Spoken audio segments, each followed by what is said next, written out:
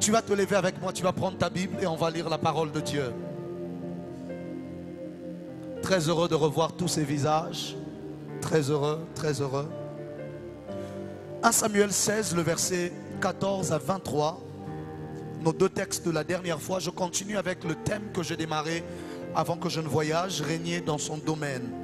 1 Samuel 16, le verset 14 à 23 et Juge 11, le verset 1 à 11. On lira plus tard le verset 29 à 31. 1 Samuel 16, 14 à 23. Pasteur James, je ne sais pas si tu es prêt. 1 Samuel 16, 14 à 23.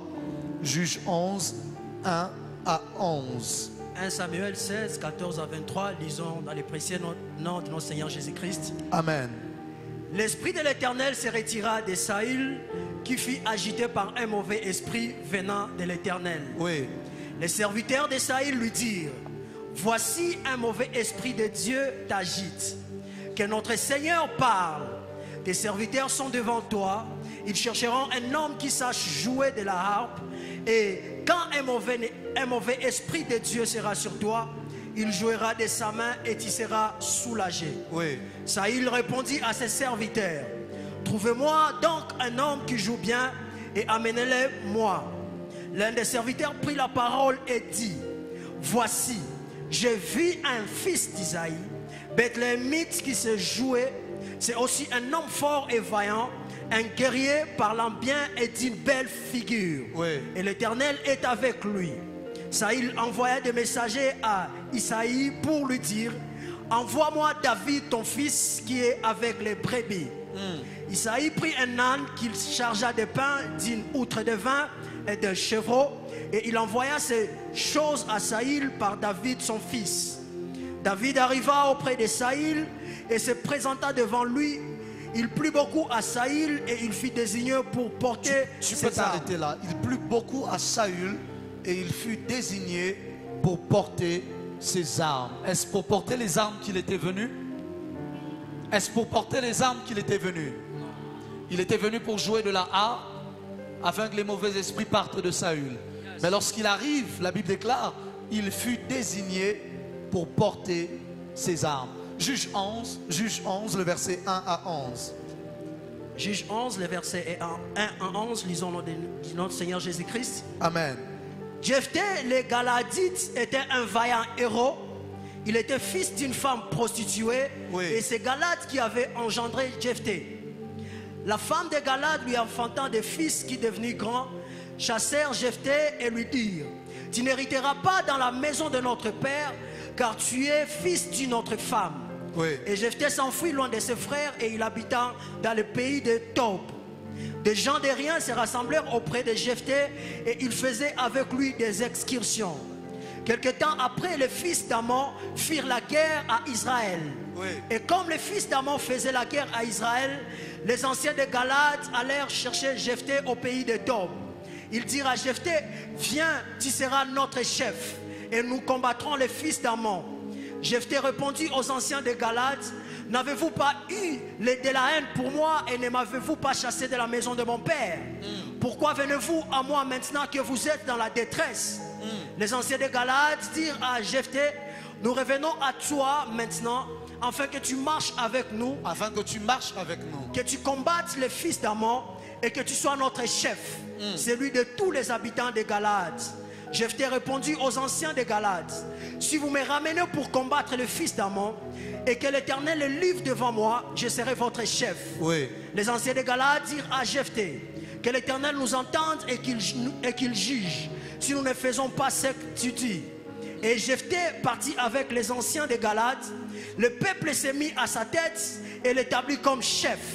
Et Jephthé répéta devant l'Éternel à Mitzipha toutes les paroles qu'il avait prononcées. Amen. Est-ce que tu peux acclamer glorieusement pour la parole de Dieu alors que tu reprends ta place? Amen, amen. Ce matin, alors que j'ai le privilège d'apporter encore la parole dans cette assemblée bénie, je continue sur le thème que j'ai démarré, régner dans son domaine. Dis avec moi, régner dans son domaine. Dis le plus fort, régner dans son domaine.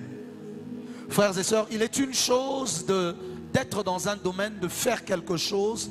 Il en est une autre de devenir le meilleur et de régner là-bas, d'avoir comme la domination.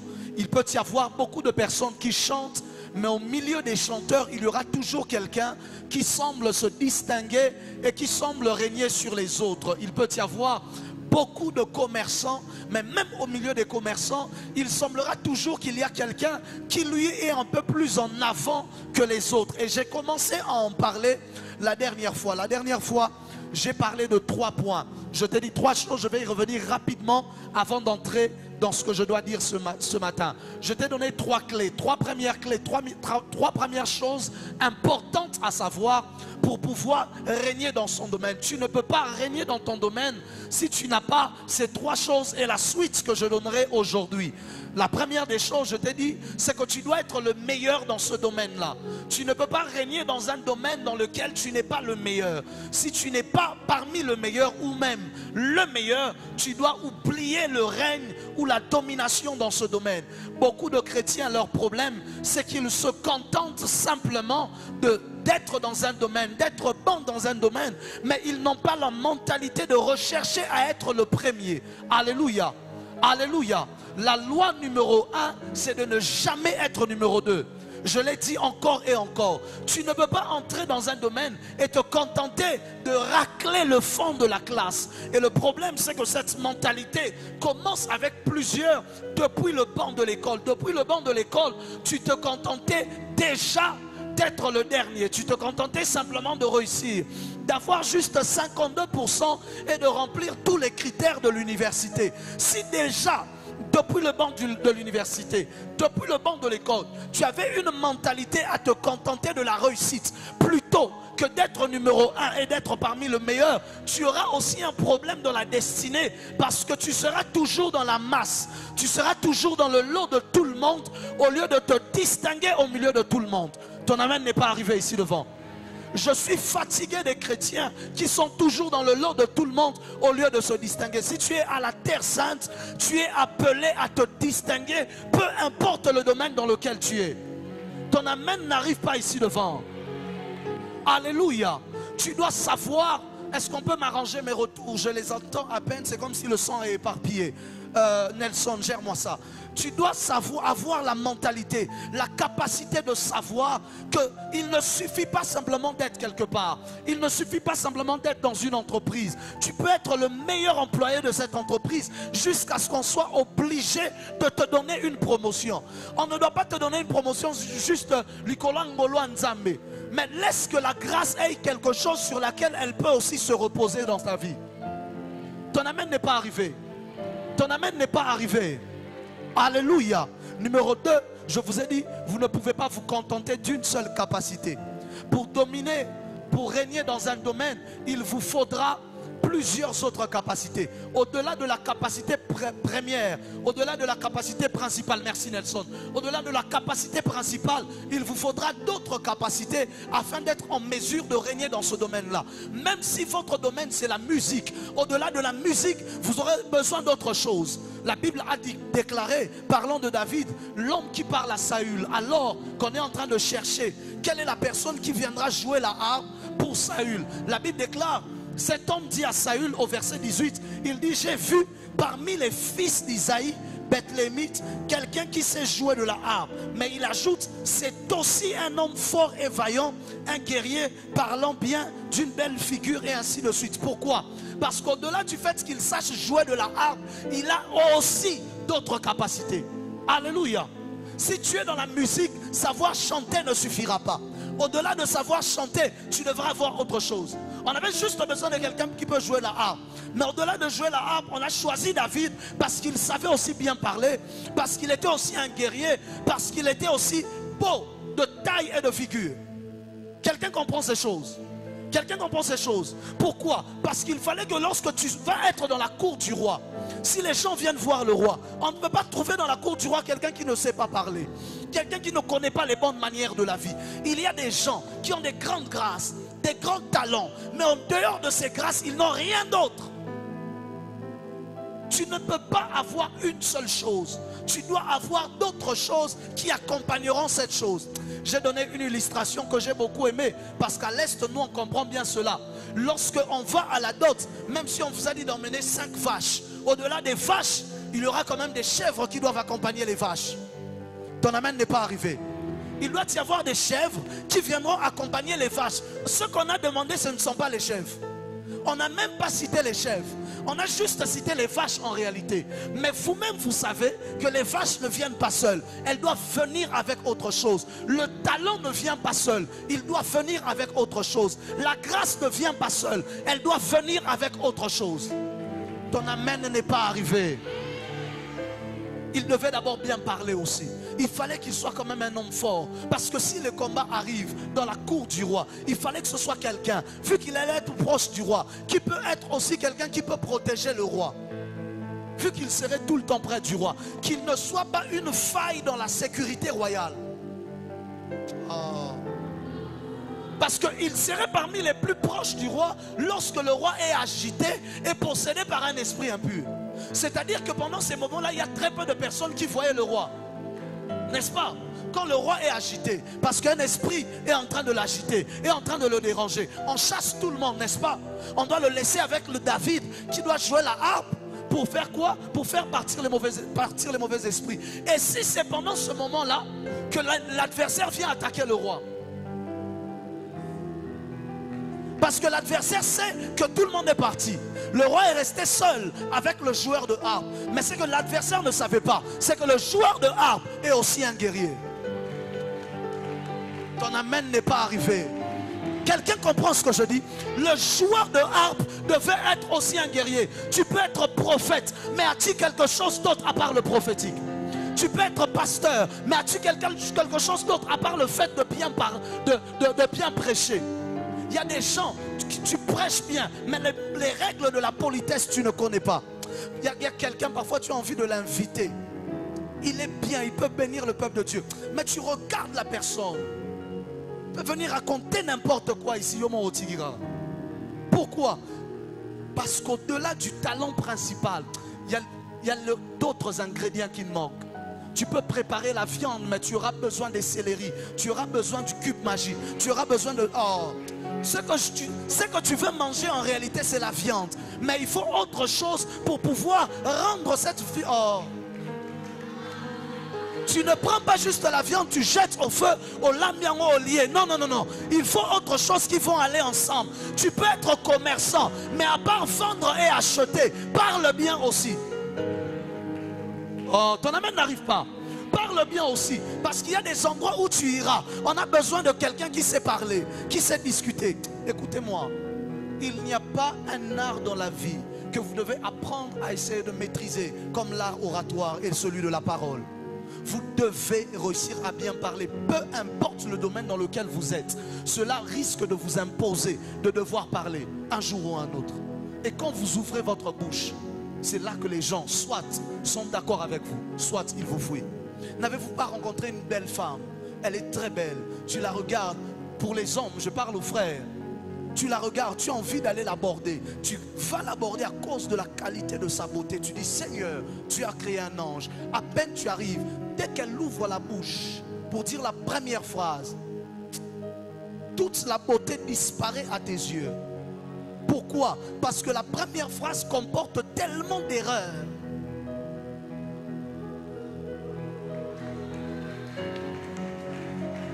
Ça ne t'est jamais arrivé? Bon, le problème c'est que toi aussi tu parles mal. Bouge le voisin, dis-lui non, le prophète ne parlait pas de toi, il parle de l'autre voisin. Alléluia. Est-ce que ça t'est déjà arrivé? Tu vois un homme, il est beau, il est bien ma soeur. Tu as envie, tu te dis, oh cet homme si je pouvais la voir. Et vous commencez à parler, dès qu'il ouvre seulement la bouche, toi, les choses que tu entends brisent toute illusion de bonheur que tu pouvais avoir. Ça t'est déjà arrivé? Hein? Soit à cause des erreurs dans la langue dans laquelle il parle, ça peut être le français ou je ne sais pas quelle autre langue, à cause de toutes les erreurs qu'il fait dans la même phrase, soit à cause de la qualité de son illogicité. il est tellement illogique dans ses propos que toi-même tu bailles. Tu te dis, si cette bouche peut dire des choses pareilles, comment pense la tête qui parle par la bouche? Ce que je dis est vrai. Toi-même tu entends la personne parler, tu te rends compte que ça doit être un bazar dans sa tête. Les choses sont désordonnées à l'intérieur. Quelqu'un dit avec moi avant ce prophète. Papa, il faut qu'on peut comprendre de ces choses dont je parle. Des gens qui ont fait le droit, ils ont tout bien fait, ils maîtrisent les notions. S'il faut qu'ils réussissent, il va réussir à tous les examens. Mais une fois qu'il doit se lever à la barre pour avoir une pensée logique, c'est compliqué. Vous vous posez la question, mais on dit qu'il était major de sa promo, il était le meilleur. Qu'est-ce qui s'est passé? Le problème, c'est que la tête là, il y a quelque chose qui ne marche pas. Je décrète et déclare que ta tête soit aussi belle que ton corps, que ton intérieur soit aussi admirable que ton extérieur. Ton amen n'est pas arrivé ici devant. Vous ne pouvez pas vous contenter d'une seule capacité. Numéro 3, vous devez être visible. Dis avec moi, sois visible. La Bible déclare, l'un de ses serviteurs prit la parole et dit, voici j'ai vu un fils d'Isaïe, Bethléemite, qui s'est joué. Pour que David soit choisi, il fallait d'abord que l'un des serviteurs du roi le voie. Peu importe la grandeur du talent qu'il avait, si personne ne l'avait vu, il ne pouvait pas être choisi. Si on ne te voit pas, si l'on ne sait pas que tu as ce talent, si l'on ne sait pas que tu fais cette chose-là, alors cela ne servira à rien. Il y a des gens qui sont morts avec des talents et des grâces parce que personne ne sait qu'ils ont ce talent et cette grâce-là. Ton amen n'est pas arrivé. Après avoir réuni les choses qu'il y a à réunir, et même, ça peut être même le dernier point, mais je l'ai donné juste là. Après avoir réuni tous les autres critères, tu devras te rassurer d'être visible. La visibilité est ce qui tue beaucoup de gens dans leur commerce, dans leur business, dans leurs affaires, dans leurs connaissances, dans leurs entreprises.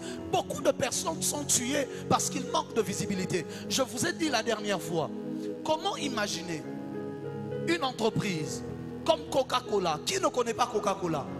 Si tu ne connais pas Coca-Cola, lève la main. Que je te chasse maintenant même de l'église. Ça veut dire que tu vis dans un autre monde. Tout le monde connaît Coca-Cola, n'est-ce pas? Depuis que tu es petit, tu connais Coca-Cola. Mais pourtant, tous les jours, tu verras des publicités de Coca-Cola. Pourquoi ils continuent de faire des publicités alors que tout le monde les connaisse? Tout le monde les connaît. Mais pourtant, tous les jours, chaque mois, ils ont des grands budgets publicitaires. Pourquoi? Parce qu'ils savent qu'il n'existe pas de réussite sans visibilité.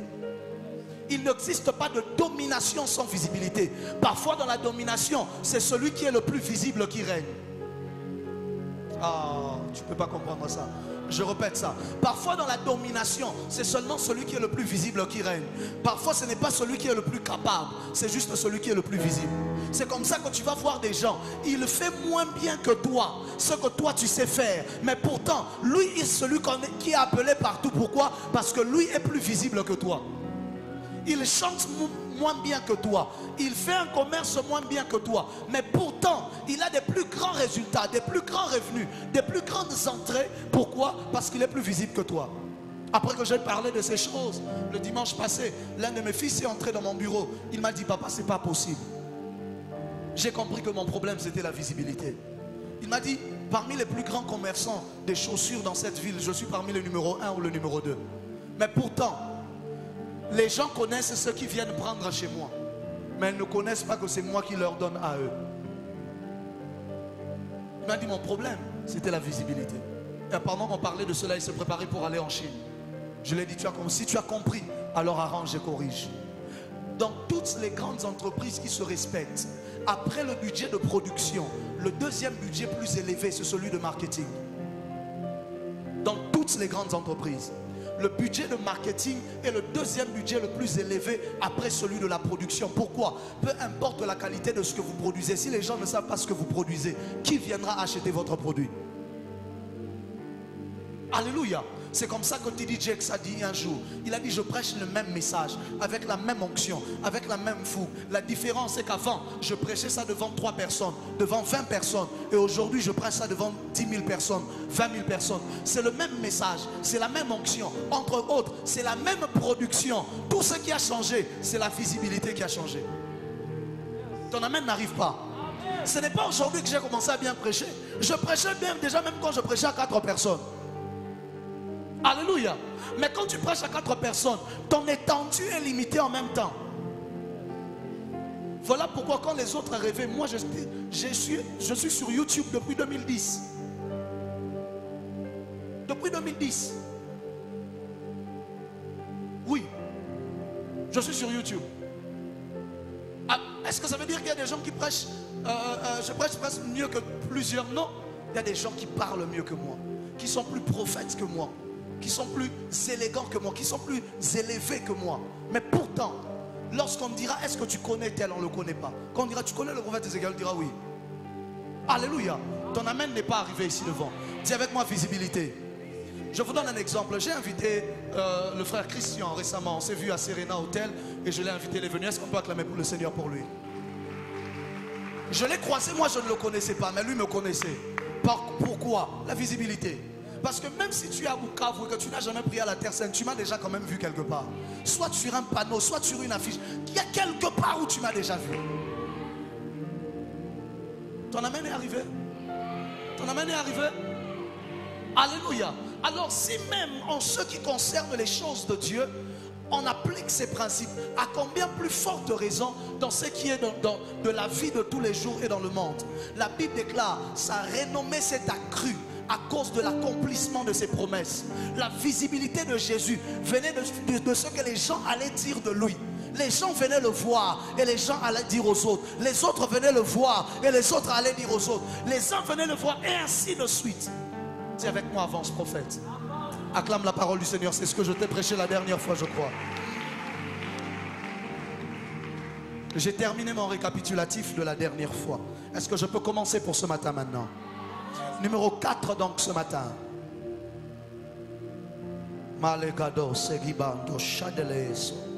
Merci pour ta présence, Saint-Esprit. Numéro 4 ce matin. Tu dois savoir quelque chose que les autres ne savent pas. Pour régner dans ton domaine, tu dois savoir quelque chose que les autres ne savent pas. Je répète, pour régner dans ton domaine, tu dois savoir quelque chose que les autres ne savent pas. Tu ne pourras jamais régner si tu as le même niveau de connaissance que tout le monde autour de toi. Ça ne marche pas. La première chose qui arrive lorsque quelqu'un entre dans les fonctions de président, c'est qu'on lui remet tous les secrets d'État. Pourquoi? Parce que tu ne peux pas régner si ta connaissance c'est comme celle de tout le monde. Tu dois maintenant connaître des secrets que tu ne connaissais pas. Tu dois maintenant connaître des choses que tu ne savais pas. Ton amen est arrivé ici devant. On ne règne pas sur des gens avec qui on a la même connaissance. Tu dois connaître un peu plus que les autres. Peut-être ça ne veut pas dire que c'est toi qui connais plus que eux tous. Non, mais ça veut juste dire qu'il y a quelque chose que toi tu sais que eux ne savent pas. Ils peuvent savoir plus que toi. Ils peuvent avoir plus que toi. Mais il doit y avoir quelque chose que toi tu sais que eux ne savent pas. Ils peuvent avoir des plus grands diplômes que toi. Ils peuvent, mais tu dois avoir quelque chose. Dis avec moi les secrets. La Bible déclare, la gloire de Dieu, c'est de cacher les choses. Dieu est Dieu parce qu'il nous cache les choses. Dieu est Dieu parce qu'il sait des choses qu'on ne sait pas. Apparemment, je ne parle qu'à une personne. Dieu est Dieu. La gloire de Dieu, c'est de cacher les choses. Toute la gloire de Dieu se renferme dans le fait qu'il sait des choses qu'on ne saura jamais. Alléluia. C'est pour cela que lorsque Lucifer vient tenter Adam et Ève, il leur dit, si vous mangez de ce fruit, vous connaîtrez ce que Dieu connaît. Non. Ils ont essayé, les yeux se sont ouverts. Ils ont eu une partie de la connaissance, celle du bien et du mal. Pourquoi? Lucifer ne mentait pas en leur disant, si vous connaissez, vous serez comme Dieu. Pourquoi? Le règne se cache dans la connaissance. Regarde le voisin, dis-lui, le règne se cache dans la connaissance. Frères et sœurs, les gens te chercheront parce que tu connais ce que les autres ne connaissent pas. Les gens t'appelleront parce que tu sais des choses que les autres ne savent pas. Vous pensez que les gens nous invitent, pourquoi? Parce qu'ils savent que je peux parler du même sujet, du même verset. On peut en parler, on est à 5, mais dans le même verset, dans le même sujet, je dirai quelque chose que le voisin ne dira pas. Le règne se cache dans le fait que tu connaisses quelque chose que les autres ne connaissent pas. Lorsque tu vois un homme réussir, lorsque tu vois un homme dominer dans son domaine, même si tu dis qu'il est inférieur à toi, même s'il est moins qualifié que toi, ça veut dire qu'il y a quelque chose que lui, il sait, que toi, tu n'as pas encore connu. Que vous le vouliez ou pas. Soit c'est un principe humain, soit c'est un principe... Il y a deux types de règne.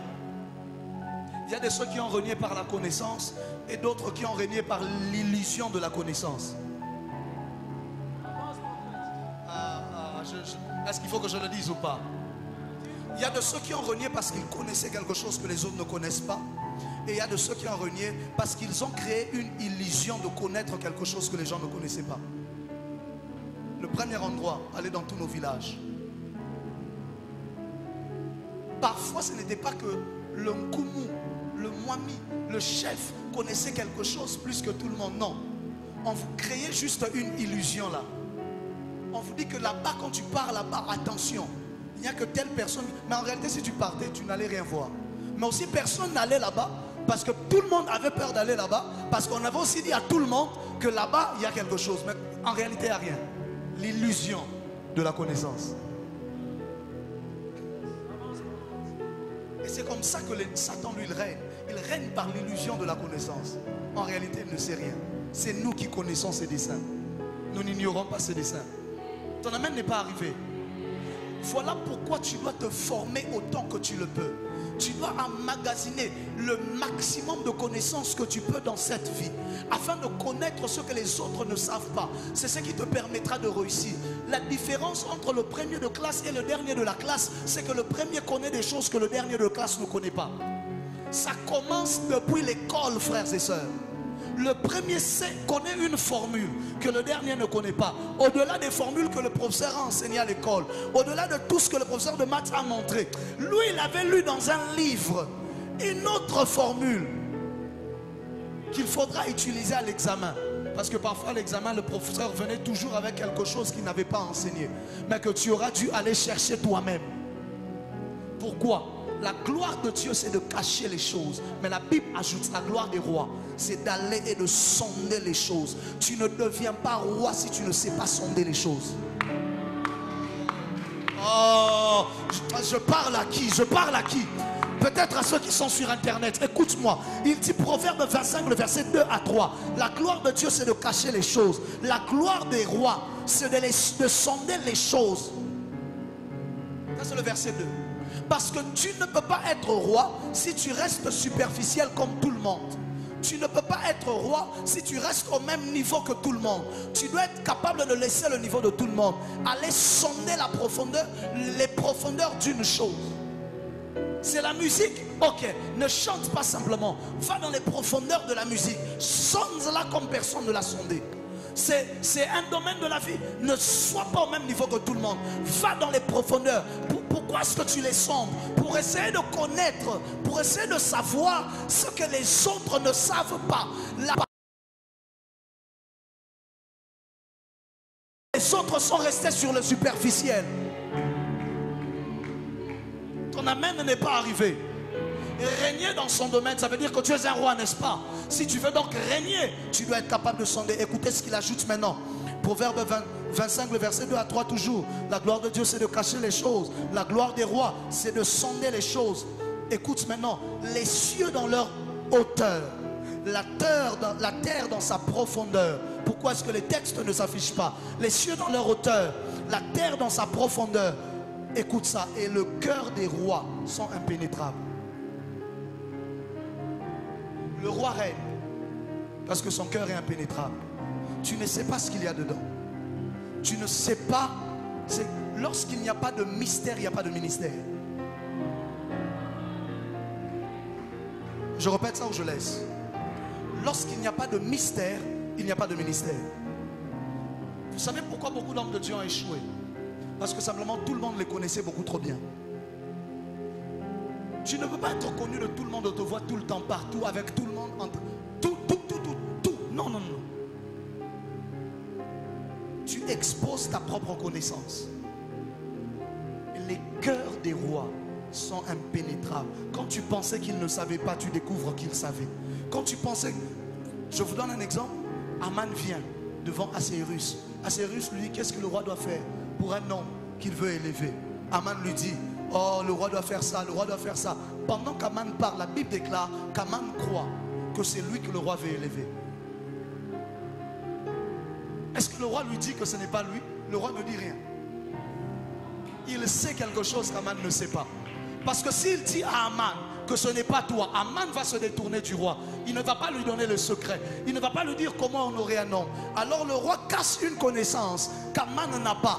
Aman parle, il dit tu dois faire ça, tu dois trouver un cheval, tu dois lui revêtir de ton vêtement, tu dois lui donner telle autre chose. Le roi l'écoute, le roi l'écoute. Le roi sait qu'Aman pense que c'est lui qu'il veut honorer. Quand Aman termine, il dit Aman, prends tout ce que tu as dit, fais-le pour Mardoché. Aman est choqué. Si tu n'es plus capable de choquer les hommes, tu ne seras plus capable de régner. Si tu n'es pas capable de surprendre, tu n'es pas capable de régner. Dans la vie, ne sois jamais beaucoup trop prévisible. Je répète ça. Ne sois jamais beaucoup trop prévisible. Ça, ce n'est pas pour tout le monde. L'enseignement que je donne, c'est pour les rois et pour les reines. C'est pour ça qu'il y a quelqu'un d'autre, je parlerai de ces choses. Tu ne te sens pas concerné. Ce n'est pas de ta faute, c'est juste pas ta destinée. Tu m'entends parler, tu dis parle de quoi? C'est pas de ta faute en fait. Une parole ne peut te toucher que lorsqu'elle fait partie de ta destinée. C'est parce que tu n'es pas appelé à régner que tu dis ah bon c'est bien tout ce qu'il dit là. Va prier. Les autres vont régner. Ton amen n'est pas arrivé. Nous on va régner en priant. On va dominer en priant. Pendant que toi tu prieras seulement sans régner. Je refuse que vous viviez comme des esclaves. Je dis, je refuse que vous viviez comme des esclaves. Pourquoi est-ce que je parle de ces choses? Parce que l'Éternel m'a dit, Ézéchiel, je vais élever une génération des rois et des reines à la terre sainte qui doivent régner dans le domaine dans lequel ils sont. Vous ne pouvez pas être des chrétiens démissionnaires qui sont tout le temps en train de pleurnicher parce qu'ils souffrent, parce que les choses ne vont pas bien. Je refuse cela pour toi. Je refuse cela pour ta famille. Je refuse cela pour ta destinée. Tu es appelé à régner. Nous ne sommes pas des 10 heures de bonne aventure où je viens, je dois dire juste des choses qui vont exciter ton esprit et te rendre heureux. Non, nous sommes des transformateurs de vie, capables de te prendre de la poussière et te faire asseoir au milieu des grands. Que le Dieu que je sers t'impose au milieu des grands. Je dis que le Dieu que je sers t'impose au milieu des grands. La qualité de ton amen n'est pas arrivée ici devant.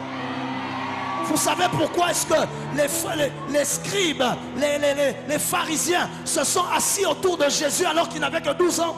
Parce que Jésus connaissait des choses qu'ils ne connaissaient pas. Jésus a pu s'asseoir au milieu des grands à 12 ans parce qu'il connaissait des choses que les grands ne connaissaient pas.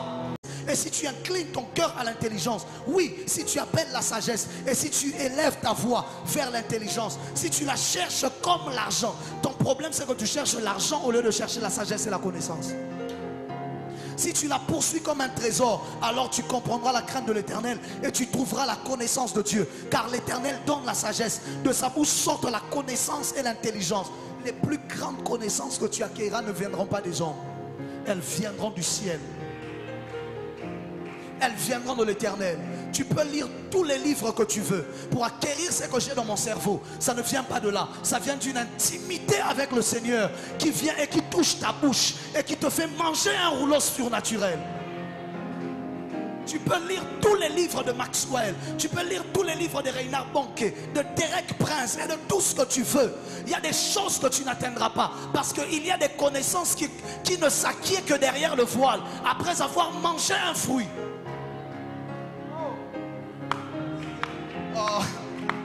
La connaissance qu'Adam et Ève ont eue ne venait pas d'un livre qu'ils avaient lu, mais de quelque chose qu'ils avaient mangé. C'est comme ça que lorsqu'il appelle Ézéchiel, il lui fait manger le rouleau. Quand il appelle Jean, il lui fait aussi manger le rouleau. Je n'ai pas besoin que tu le lises, j'ai juste besoin que tu le manges. Oh Je ne sais pas à qui je suis en train de parler. Je prophétise, je décrète et déclare que les barrières de l'ignorance soient brisées dans ta vie. Je dis que les murs de l'ignorance soient brisés dans ta vie. Que Dieu te fasse entrer non pas dans la connaissance, mais dans la haute connaissance. Au nom de... Laissez-moi passer seulement, sinon je risque de rester là la vie. Numéro 5. La cinquième des choses que tu dois avoir pour régner dans ton domaine. Oh, j'ai encore du temps, merci Seigneur. Je veux bien le gérer parce que j'ai beaucoup de choses à dire. La cinquième des choses, c'est le courage et le mental. Dis avec moi le courage et le mental. Sans courage ni mental, tu ne peux régner nulle part. 1 Samuel 16, le verset 18. La version Semeur dit ceci. L'un des serviteurs dit alors: j'ai justement remarqué un des fils d'Isaïe de Bethléem qui sait jouer de la lyre. C'est aussi un brave vaillant guerrier. Au-delà de savoir jouer, il devait être brave. Louis II dit vaillant et Semeur dit brave. Tous les deux sont des synonymes de courageux. Le problème de plusieurs, c'est qu'ils ne sont juste pas courageux. La vie appartient aux courageux. Il dit le royaume des cieux est forcé. Ce sont les violents qui s'en emparent. Il voulait dire ce sont les courageux qui s'en emparent. Il y a des couronnes qui n'attendent qu'un courageux pour aller la posséder. Il y a des couronnes qui n'attendent qu'un violent, un vaillant, un guerrier pour aller la prendre. Pas parce qu'il est meilleur que tout le monde, mais parce qu'il a plus de courage que les autres. Il y a des gens qui ont des grandes grâces, des grands talents, qui sont morts avec ces talents, qui sont morts avec ces grâces, qui sont morts avec ces capacités divines, parce qu'ils n'avaient pas le courage de faire ce que les autres ne faisaient pas. Ils n'avaient pas le courage d'essayer de commencer. Ils n'avaient pas le courage de mettre aussi la tête. En allant dire tiens Mutubakata. Frère, dans cette vie, il doit y avoir un moment dans ta vie où tu dis tiens Mutubakata. Advienne que pourra en français. Alléluia. Pourquoi? Parce que tu ne seras jamais sûr à 100% dans la vie. La vie est un champ de probabilités. Ce ne sont que des 0, et quelques probabilités. Ce ne sera jamais égal à 1. Jamais rien ne sera sûr. Même chercher Dieu, la Bible déclare, il a plu à l'Éternel qu'on le cherche en tâtonnant. Même Dieu, on le cherche en tâtonnant. Maintenant, toi, tu veux dans la vie être sûr de tout. Tu ne peux pas être sûr. Tu auras des doutes, tu auras des hésitations. Mais tu dois avoir le courage d'aller au-delà de tes doutes, d'aller au-delà de tes hésitations, d'aller au-delà. Oh. Il y a des gens qui ont raté même la femme de leur vie parce qu'ils n'avaient pas le courage d'aller la voir et de lui dire je t'aime. Imaginez ce qu'on moutabongo na vie. Oh oui. Bouge le voisin, dis-lui sois courageux. Bouge le, dis-lui sois courageux. Frères et sœurs, vous devez être courageux dans la vie. Parfois comme tu es là, tu connais plus que beaucoup de gens. Tu es meilleur que beaucoup de gens qui sont dehors là, en train de régner dans un domaine qui est le tien. Très souvent, tu as plus que ceux qui n'ont pas et qui n'auront même jamais. Mais ce qui te manque, c'est le courage de faire les choses. C'est le courage d'échouer même s'il le faut. Oui, il faut avoir le courage d'accepter même l'échec. Donc c'est-à-dire même si je vais échouer, je vais d'abord faire. L'échec viendra après. Ça va me donner les leçons. Mais j'ai d'abord le courage de faire. Ton amen n'est pas arrivé. Même si Dieu t'appelle et que tu n'es pas courageux, tu échoueras dans l'appel. Je répète ça. Même si Dieu t'appelle, qu'il te donne l'onction, qu'il te donne tout, et que tu n'es pas courageux, tu vas échouer dans cet appel de Dieu là. Le courage ne peut pas être remplacé par l'onction. Parce que même quand l'onction vient sur toi, l'une des choses qu'elle vient te donner, c'est le courage. Hein? Même quand l'onction elle-même, elle vient sur toi, l'une des choses qu'elle vient te donner, c'est le courage.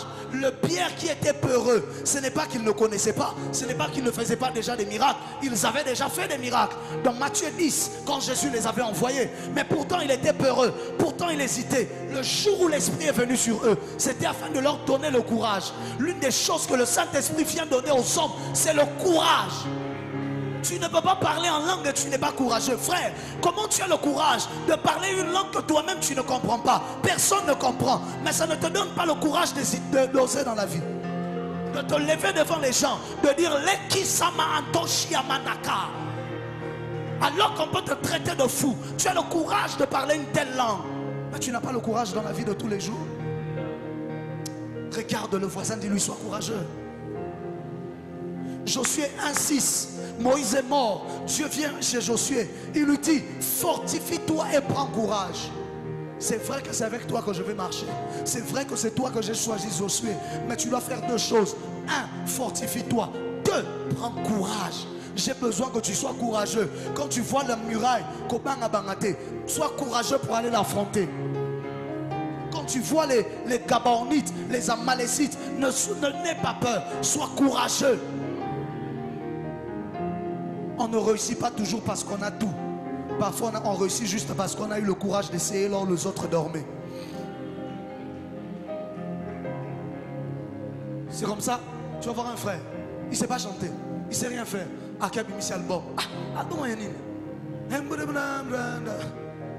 ne comprenez pas qu'est-ce qui se passe. Et puis tu vas voir, pas. Il y a des gens aussi qui chantent sa chanson, qui aiment sa chanson. Pendant ce temps, toi tu as la belle voix. Toi, tu as les belles choses. Toi, non, lui, il ne sait pas chanter. C'est nous qui savons chanter. Aya, tu as ces musiques. Tikalana bakutang misanayoana sans courage. Reste. Oh non, lui, il ne sait pas chanter. Ah, pas lui. Frère, il a été courageux plus que vous. Dis avec moi le courage. Dis avec moi le courage. Tu peux me détester pour tout, mais tu ne peux pas nier que je suis quelqu'un de courageux. Alléluia. Marc 10, 49, la Bible déclare, Jésus s'arrêta et dit, appelez-le. L'histoire de Bartimée. Appelez-le, la Bible déclare, ils appelèrent l'aveugle en lui disant, prends courage, lève-toi, il t'appelle. Parce que même quand il criait vers Jésus, pour que Jésus vienne le guérir, après, pour se lever et pour aller vers Jésus, il fallait du courage. On l'a touché. On a dit à Bartimée, prends courage. Celui que tu cherchais, il t'appelle maintenant. C'est-à-dire Jésus peut t'appeler, mais il te faut du courage pour accepter l'appel. Il y a beaucoup trop de personnes qui ont été appelées, mais très peu sont ceux qui ont eu le courage d'accepter l'appel. Et il y a eu d'autres qui sans appel ont été courageux. Et ce sont eux qui nous créent des problèmes dans le ministère. Les plus grands problèmes que nous avons dans l'église, dans les ministères, ce sont les gens qui avaient plus de courage que d'appel. Ils n'ont aucun appel, mais courage est belé, il n'y a pas de un micro. Courage. Au moins il sauvera une âme. Au moins des vies seront changées. Pourquoi? Parce que lui il a eu le courage. Là où toi, on t'a imposé les mains, on a prié pour toi. Mais quand tu dois prêcher à quelqu'un, tu trembles encore. Tu dis non, non, je ne vais pas le faire. Tu fuis. Pas de courage. Quand tu dois parler à ton boss pour lui parler de Jésus, pas de courage. Quand tu dois être dans un... Pas de courage. Bouge le voisin, dis-lui, sois courageux. Tu as besoin de courage pour répondre à l'appel de la destinée. Lorsque la destinée t'appelle, la touche qui répond à l'appel de la destinée s'appelle le courage. Le yes qu'on donne à la destinée s'appelle le courage. Le courage d'abandonner sa zone de confort. Le courage d'aller vers une zone qu'on ne connaît pas. D'aller risquer. Le courage, c'est parfois synonyme d'audace. L'audace de faire là où les autres ne font rien. L'audace de commencer là où les autres ont les bras croisés. Est-ce que tu as l'audace? Beaucoup de familles africaines sont dans la pauvreté, pas parce qu'ils n'ont pas des intelligents, mais chez eux, tout le monde sont des gens qui n'ont pas de courage. Vous ne pouvez pas être dans une famille, tout le monde est timide. Il faut un courageux qui doit se lever. Vous pensez quoi? Il faut du courage pour avoir 17 ans et pour se lever devant quelqu'un qui fait 2 fois ta taille, pour dire quel est cet incirconcis qui insulte l'Éternel. David, ce courage-là te vient d'où? Courage yabana boudin. Tu sais pourquoi? Souvent ce qui te manque dans ton business, c'est le courage. Pourquoi est-ce qu'on parle de courage à Banaboudin à qui? Parce que ces gens-là sont des gens, qui peuvent entrer dans une pièce très luxueuse avec leurs culottes abîmées, leurs histoires abîmées. Personne ne les a invités. Il va entrer avec son pain et les boudins et le couteau et la mayonnaise. Il va entrer, il va vous dire, chef, n'appelle-moi pas. Mais il voit bien que le cadre ne correspond pas à lui. Mais ça ne le regarde pas. Lui, il est venu vendre. Si vous allez le chasser, vous allez le chasser. Ça n'aura rien ajouté à sa vie, ça n'aura rien enlevé à sa vie. Mais il aura au moins essayé. Les plus grands regrets dans la vie ne sont pas les regrets à cause de ce qu'on a fait. Les plus grands regrets dans la vie sont les regrets à cause de ce qu'on n'a pas essayé de faire. Ton amen n'arrive pas. Les plus grands regrets qu'on a dans la vie, ce n'est pas à cause de ce qu'on a fait. Ce qu'on a fait, tu sais que tu as fait, tu as mal fait, ça a échoué, ça n'a pas marché, d'accord. Mais les plus grands regrets qu'on a, c'est quand tu t'assois dans un coin et que tu te dis, et si j'avais essayé? Et si j'avais fait? Est-ce que ça aurait marché? Comment je serais aujourd'hui si à l'époque j'avais commencé? Les plus grands regrets, c'est par rapport aux choses qu'on n'a pas fait. Les plus grands regrets que tu auras dans la vie, c'est par rapport aux retraites que tu n'as pas fait alors que tu devais les faire. Les plus grands regrets que tu auras, c'est par rapport aux jeûnes que tu devais faire que tu n'as jamais fait. Les plus grands regrets, quand tu auras 50 ans, 40 ans, sans onction, mais dans le ministère, tu te demanderas, et si j'étais allé à la forêt prier à l'époque là? Et si je m'étais enfermé dans la chambre à cette époque là? Où est-ce que j'en serais aujourd'hui? Les plus grands regrets, c'est ces numéros de téléphone que tu n'as jamais appelés pour leur proposer un marché, pour leur proposer un business. Lui, il va refuser. S'il refuse, gloire à Dieu, au moins tu auras essayé. Les plus grands regrets que les hommes ont, ce sont ces filles qui n'ont jamais dragué. Et aujourd'hui, il vit avec quelqu'un qui n'aime pas. Les plus grands regrets que les femmes ont, c'est cet homme-là à qui elle n'a jamais dit « je t'aime ». Je peux dire ça, je peux offrir cette parenthèse. Donnez-moi 3 minutes et je la ferme. Les plus grands regrets que les femmes ont, c'est cet homme qu'elles n'ont jamais dragué parce que on leur avait dit que ce n'est pas à la femme de draguer. Et elles ont dû se contenter de celui qui est venu qu'elles n'aimaient pas.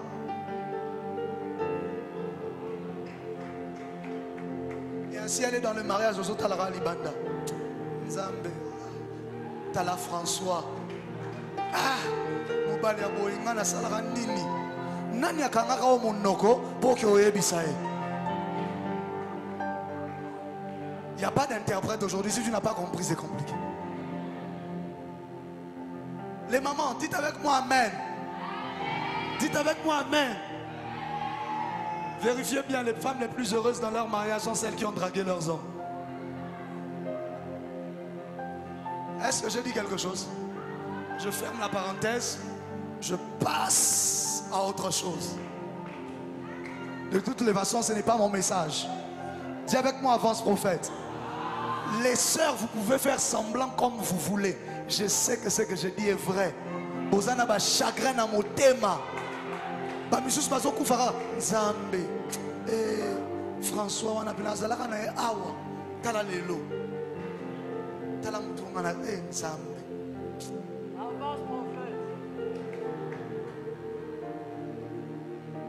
Et pourtant, pasteur, j'aime ça. Zalaka na en église.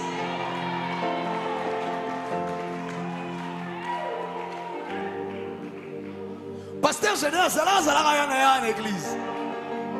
Le frère là, qu'est-ce qu'il va m'apporter? Non.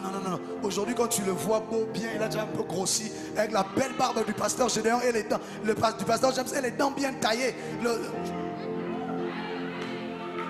Tu commences à regarder la soeur Nadine, tu dis, ah, les King a pétain, à sa peine l'autre. Et s'il lit déjà. Donc,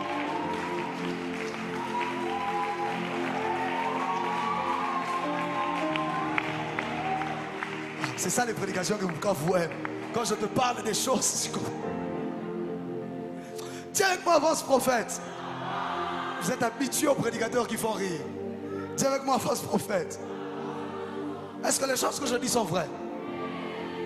Même, dis juste oui, c'est pas de toi, je parle du voisin. Est-ce que ce que je dis est vrai? Oui, le voisin, pas toi. Alléluia. Alléluia. Numéro 6. Seigneur, donne-moi la grâce de terminer ce soir, ce matin. Numéro 6. Tu dois avoir Je cherche la bonne phrase. You need to be spiritually back up. Non, non, non, non. Tu dois être soutenu par un esprit. C'est ça. Pour régner dans ton domaine, tu dois être soutenu par un esprit. Je le dis de cette manière-là. Vous ne pouvez pas régner dans un domaine si vous n'êtes pas soutenu par un esprit dans ce domaine-là.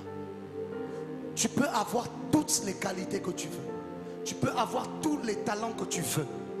Mais pour régner dans un domaine, tu dois être soutenu par un esprit. Je vais éclaircir ce que je dis.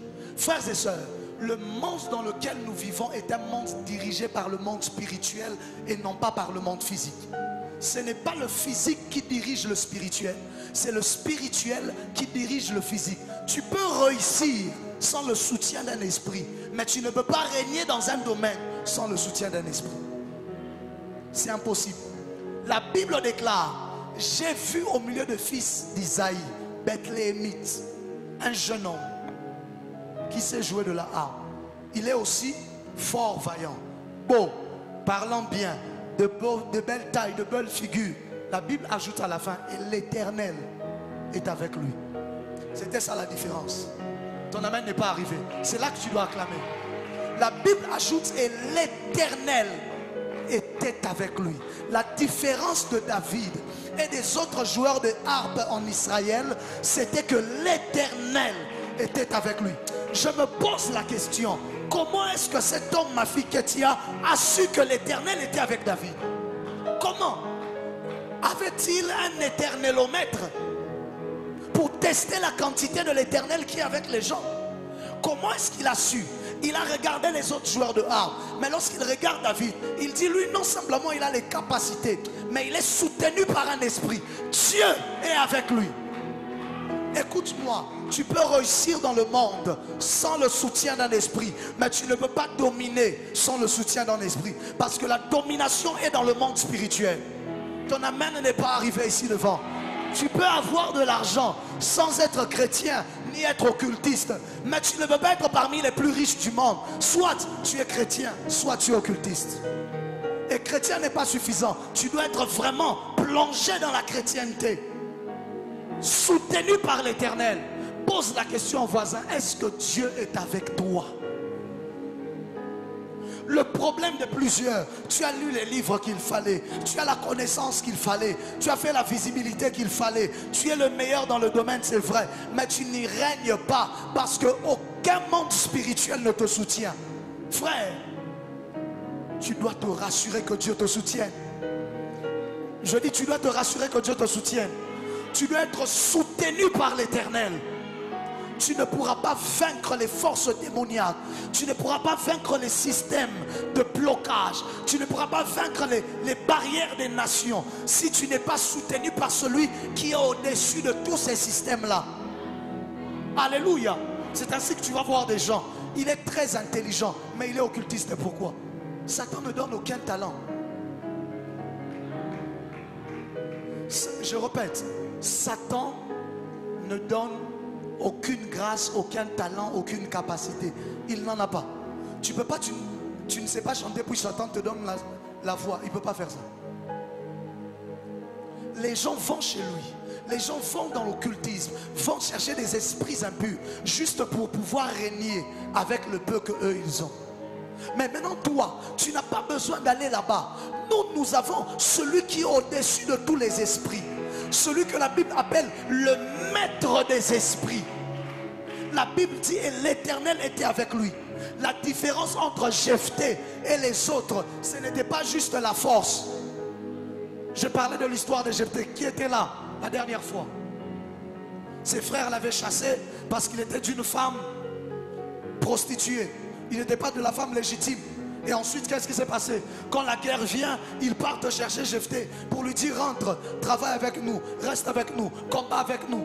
Jephthé leur dit: d'accord. Cette montre avance, hein? Elle fonctionne, hein? Ok. Jephthé leur dit: d'accord.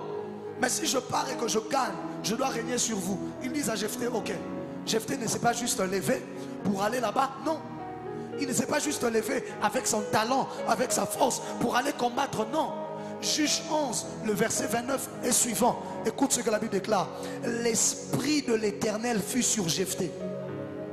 C'est ça la différence. La Bible dit l'esprit de l'Éternel fut sur Jephthé. Il traversa Galaad et Manassé. Il passa à Mitzpé de Galaad. De Mitzpé et de Galaad, il marcha contre les fils d'Ammon.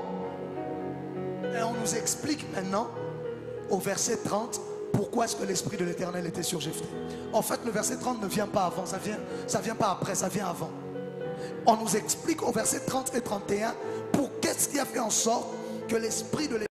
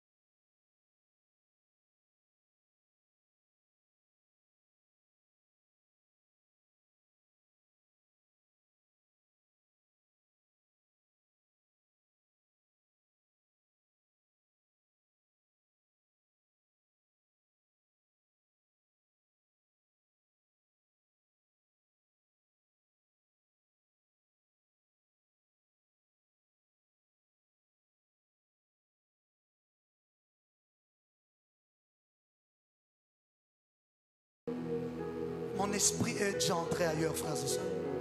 Mon esprit est entré ailleurs. Je suis ailleurs, je suis ailleurs. Le problème, c'est que vous devez être des croyants capables de faire confiance à votre Dieu de manière indéfectible. De savoir que vous ne pouvez pas faire quelque chose avec l'Éternel et que cela échoue. C'est impossible. Si Dieu est avec vous, qui sera contre vous? La Bible déclare, avec Dieu, nous ferons des exploits. Il écrasera nos ennemis. Comment est-ce que des gens peuvent avoir eu une guerre de 6 jours? Ça n'existe pas dans l'histoire. La guerre des 6 jours, ça n'existait que chez eux. Ou en 6 jours, ils ont eu la victoire sur une guerre. Pourquoi? Parce que dans l'armée adverse, on avait l'impression qu'il y avait d'autres gens qui combattaient. Pourquoi? Parce que même quand ils vont à la guerre, ils ne vont pas eux-mêmes. Ils vont en se disant, Dieu est avec nous. Ils s'en foutent si vous priez aussi. Ils s'en foutent si vous aussi vous craignez Dieu. Et ils savent que c'est leur Dieu à eux.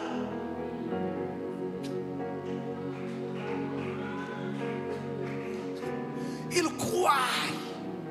Tu dois faire alliance avec un esprit. Et l'avantage, c'est que toi tu as l'esprit le plus supérieur. 1 Colossiens 1, le verset 16, la Bible déclare, car en lui ont été créées toutes choses qui sont dans les cieux et sur la terre, les visibles et les invisibles, trône, dignité, domination, autorité. Tu veux régner, c'est en Christ que les règnes ont été créés. Tu veux régner, c'est en Christ que les trônes ont été créés.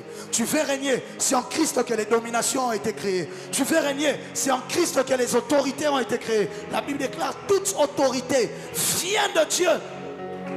Ne la cherche pas auprès des hommes. Va la rechercher auprès de l'Éternel.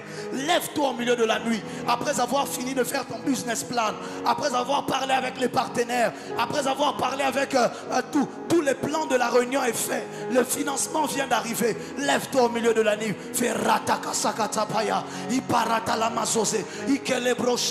Les gens vont dire, mais tu es déjà fatigué. Dors, tout est déjà là. Non, tout n'est pas encore là. J'ai besoin de me rassurer aussi maintenant que l'Éternel est là. C'est lui le dernier ingrédient. C'est lui l'ingrédient secret. C'est lui mon secret. Oh, lorsqu'on te demandera c'est quoi ton secret, tu leur répondras, l'Éternel était avec moi. Frères et sœurs, il y aura des moments où ton talent sera bloqué, ta discipline sera bloquée, tes relations seront bloquées, les choses ne marcheront pas. Tu auras besoin du seul qui est toujours disponible et qui est fort pour vaincre n'importe quelle bataille. Tu auras besoin d'avoir l'Éternel de ton côté. Il y a des gens où il y aura des jours où tes partenaires te tourneront leur dos. Ils t'abandonneront, ils te quitteront, ils diront pas lui. Mais tu auras besoin que l'Éternel soit encore avec toi. David n'avait pas peur de fuir et de laisser le trône en fouillant Absalom. Mais en partant, il s'est juste rassuré que l'Éternel soit avec lui. Parce que celui qui lui a donné le trône, ce n'est pas le peuple. Celui qui lui a donné le trône, c'est l'Éternel.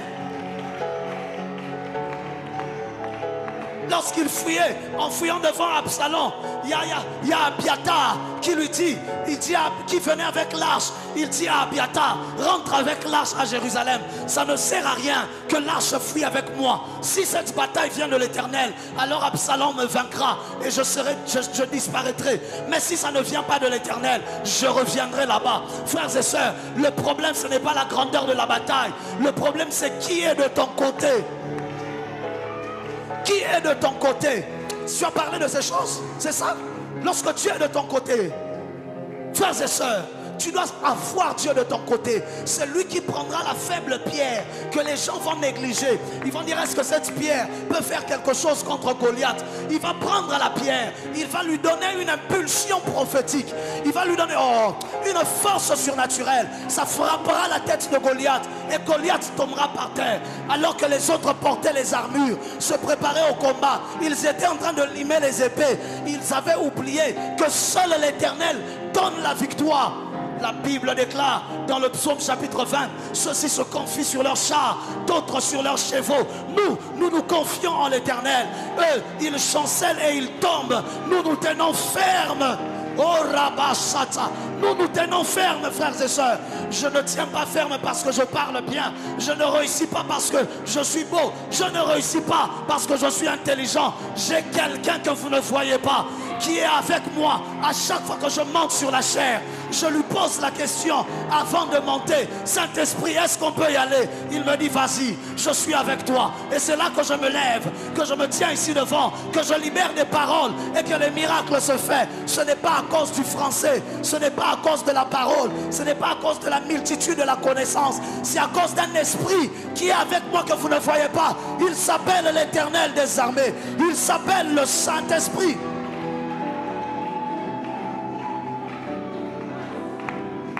Et la Bible dit car l'Éternel est avec lui. En disant et l'Éternel est avec lui, il parlait d'une chose, il parlait de l'onction. Parce qu'avant ces événements, Samuel venait de oindre David. Frère, l'onction sera la marque spirituelle divine qui attirera la présence de l'Éternel à tes côtés. Il avait marqué David par l'onction. Et lorsque cet homme du roi a vu, il a dit, il a tout. Il parle bien, il chante bien, il joue bien. Mais il y a quelque chose qu'il a que les autres n'ont pas. L'Éternel est avec lui. Je prie que Dieu te oigne d'une onction. D'une onction dans les business. Une onction dans les finances. Oh my God. Zamba mafuta. Zamba mafuta. Une onction dans le ministère. Une onction dans les choses. Ah, tu vas calculer l'argent pas comme tout le monde. Toi tu fais la même vente que tout le monde, mais les choses se passent différemment parce qu'il y aura quelque chose sur ta tête. L'Éternel sera avec toi. Frères et sœurs, il ne suffit pas de faire la théologie, il ne suffit pas de lire des livres, il faut qu'il y ait une huile sur ta tête. La Bible déclare, vous savez comment Dieu a oint du Saint-Esprit et de force Jésus-Christ de Nazareth, qui allait de lieu en lieu faisant du bien et guérissant tous ceux qui étaient sous l'empire du diable. La Bible dit car l'Éternel était avec lui. En fait, le car l'Éternel était avec lui, c'est parce qu'au début on vous a dit, vous savez comment il l'a oint. Je ne sais pas à qui je suis en train de parler. Je suis en train de parler à des hommes et des femmes. Tu as considéré l'intelligence, c'est bien. Tu as considéré les études, c'est bien. Tu as considéré les partenaires, c'est bien. Tu as fait le business plan, c'est bien. Tu as fini de faire les calculs, c'est bien. Maintenant, fais alliance avec Dieu. Maintenant, mets Dieu de ton côté. Oh, Rabakadalamando Seka. Je parlerai de cela à Bérite.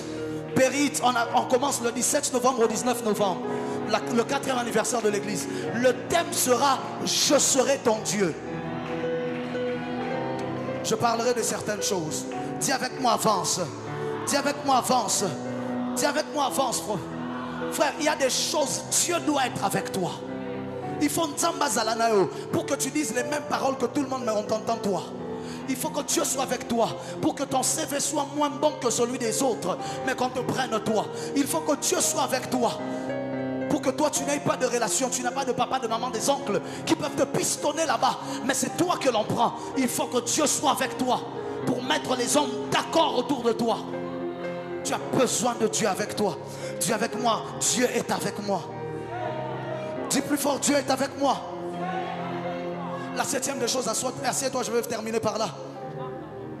Assieds-toi, je termine ici. Car l'Éternel était avec lui. La dernière des choses que je veux partager avec vous. Il y en a peut-être plusieurs autres. Il y en a certainement, il y en a plusieurs autres. Mais je vais partager avec vous cette dernière chose et je clôture mon message par là.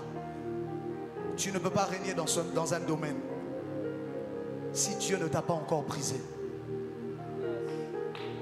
Je répète ça. Tu ne peux pas régner dans un domaine si Dieu ne t'a pas encore brisé. À moins que ce règne vienne d'ailleurs. À moins que ce règne vienne du monde des ténèbres. À moins que ce règne vienne des choses de ce monde.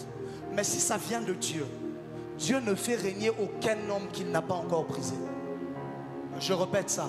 Dieu ne fait régner aucun homme qu'il n'a pas encore brisé. Lorsque Israël a demandé un roi, Dieu leur a donné le roi du peuple. C'est Israël qui a fait régner Saül. Et Saül était un homme qui n'était pas brisé. Mais lorsque Dieu voulait maintenant se choisir un homme selon son cœur, il a choisi à l'âge de 17 ans, mais il l'a fait régner à l'âge de 30 ans. Et donc pendant tout l'intervalle de 13 ans, il était d'abord en train de le briser jusqu'à ce qu'il soit complètement brisé. Dieu ne te fera pas régner s'il ne t'a pas brisé au préalable. Que vous le vouliez ou pas, frères et sœurs, c'est comme ça qu'il y a des gens qui ont des règnes, les règnes dans des domaines, et puis tu sens que ça ne tient pas. Tu sens que c'est nul, tu sens que ça ne marche pas, tu sens que ce n'est rien. Pourquoi? Parce que ça ne vient pas de Dieu, ça vient de ses propres efforts, ça vient de ses propres intelligences, ça vient des hommes, ça vient des sentiments, ça ne vient pas de Dieu. Pourquoi? Parce que quand ça viendra de Dieu, Dieu se rassurera d'abord de briser la personne. Dieu ne peut pas faire régner un homme qu'il n'a pas brisé, sinon cet homme risque de vouloir devenir comme Dieu. C'est parce que Adam a été créé adulte que lorsqu'on lui a proposé le fruit pour devenir comme Dieu, il l'a mangé.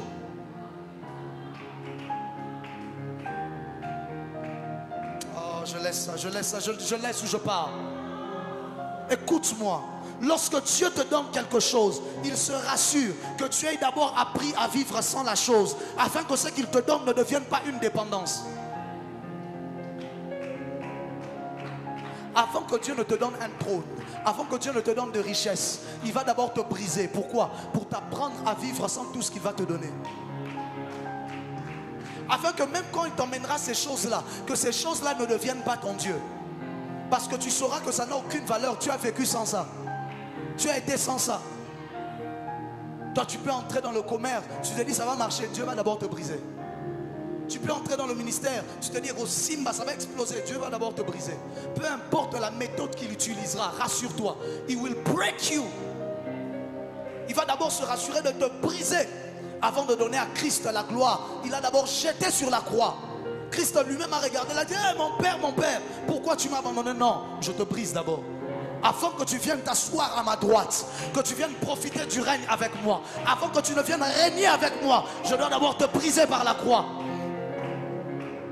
Avant la montagne des Oliviers, à son retour, il devait d'abord connaître la montagne de Golgotha.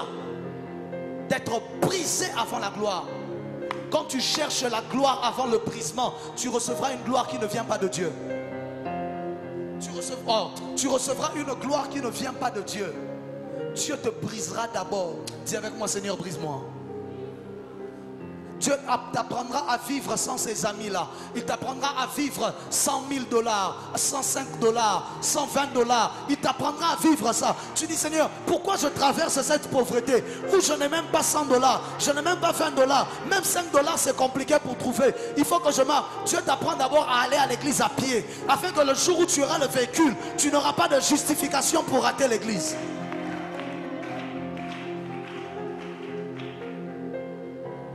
Dieu t'apprendra d'abord à respirer, à vivre sans toutes les choses qu'il doit te donner.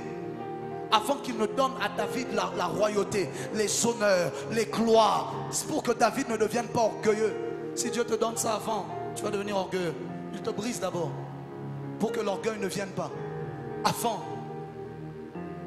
qu'il ne donne à David cette gloire, il prend David d'abord, il le brise. Tout le temps il est en train de fuir. Saül essaie de le tuer. Il est en train de se cacher dans les cavernes. Lui qui habitait la maison de son père, il est tout le temps en train de se cacher dans les cavernes. Les gens pauvres qui ont des dettes, ce sont ceux qui l'entourent. Donne-moi des grandes relations avec des gens qui sont élevés. Toi, toutes les relations que tu as, ce sont des gens qui sont encore plus pauvres que toi. Toi tu penses que c'est une malédiction. C'est même pas encore la malédiction, c'est le brisement de Dieu. Tu vas chasser les démons comme tu veux, ça ne part pas. Parce qu'on ne peut pas chasser l'esprit de Dieu. Au lobby, au nom de Jésus, n'est au lobby. Mais pauvreté, c'est aucun été. Tu dis, mais cette pauvreté, c'est quoi? Tu fais toutes les sémences que tu veux. La souffrance là ne part pas. Frère, parfois quand ça ne part pas, comprends que ça ne vient pas du diable. Ça vient de Dieu. Dieu est en train de te briser d'abord. Ton amen n'est pas arrivé. Il m'est arrivé plusieurs fois, je le dis toujours, de finir de prêcher comme je prêche maintenant là, dans une grande conférence où les gens ont été bénis. Tu rentres chez toi, tu n'as même pas 100 francs pour ajouter à un autre 100 francs pour pouvoir acheter un pain de 200 francs. Pourquoi?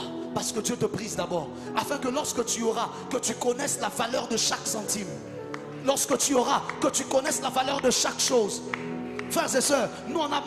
J'ai posté des affiches dans cette ville. J'ai été sur des motos avec l'échelle pour aller poster l'affiche. Toi tu vas me voir habillé en veste, entrer après tout le monde avec du parfum et très bien. Tu vas dire je veux ça. Mais veux-tu aussi mon brisement? Je racontais certaines histoires à ma femme il y a 2 jours. Elle n'en croyait même pas la moitié de ce que je lui disais. Pourquoi? C'était au-delà de l'imaginable. C'était au-delà de l'imaginable.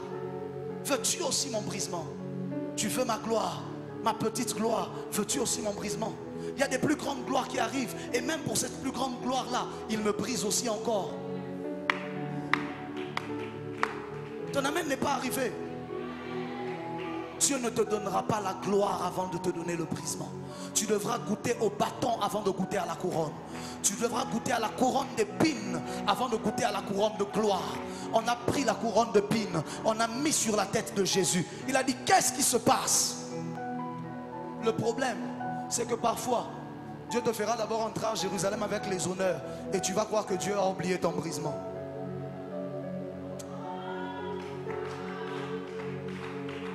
Quand Jésus entrait à Jérusalem, il était sur l'ânon. Les femmes mettaient le pain par terre. Oh, la gloire. Hosanna à celui qui vient de Dieu. Oh, oh, les gens chantaient, les gens criaient son nom. Il a cru que Dieu a oublié son brisement. Parfois, Dieu peut te faire goûter un peu à la gloire. Il fait réussir les choses. Ça marche bien. Tu dis, ah, c'est que le prophète Ézéchiel a dit, ça m'a raté. Ça ne t'a pas raté. Encore quelques temps à Jérusalem, ça va venir. Les mêmes personnes qui ont dit Hosanna seront les mêmes personnes qui viendront dire crucifiez-le. Les mêmes personnes qui t'ont acclamé seront les mêmes personnes qui diront vaut mieux libérer Barnabas et crucifiez-nous ce Jésus-là. Qu'est-ce qu'il vous a fait? Pilate leur demande qu'est-ce qu'il a fait? Je ne trouve rien. On dit libérer Barnabas, crucifier Jésus. Ce n'est pas le peuple qui parle, c'est ton brisement qui t'appelle. J'étais avec des gens qui m'ont acclamé, des gens pour qui j'ai prié, des gens que j'ai soutenus, qui sont devenus spirituels parce que j'ai investi spirituellement en eux. Les mêmes personnes, après, sont allées me critiquer, me traiter d'occultiste, m'insulter de tous les mots. Je me dis, mais c'est comme s'il parle en langue, parce que ma main a été posée sur lui. Donc si je suis occultiste, on parlait en langue, c'est un parler en langue occulte alors. Mais pourtant, il te critique, il t'insulte. De telle sorte que quand les gens entendent le prophète Ézéchiel, certaines personnes encore, jusqu'à ce jour, il peut se dire, eh, pas lui. Pourquoi? Parce qu'il y a 15 ans, il y a 5 ans, il y a 6 ans, il y a 7 ans, quelqu'un lui avait dit quelque chose qu'il n'avait jamais vérifié. Mais ce n'était pas les hommes, c'était mon brisement qui m'appelait. Dieu voulait m'apprendre à être seul, à n'avoir autour de moi personne. Et arrivé dans le psaume 142, lorsqu'il dit jette les yeux à droite et regarde, personne ne me reconnaît, tout refuge est perdu pour moi, nul ne prend souci de mon âme. C'est alors qu'il se tourne et qu'il dit Éternel, c'est à toi que je crie, je dis tu es mon refuge, mon secours. Dieu t'apprendra d'abord à vivre sans la gloire avant de te donner la gloire, pour que la gloire ne devienne pas une dépendance pour toi.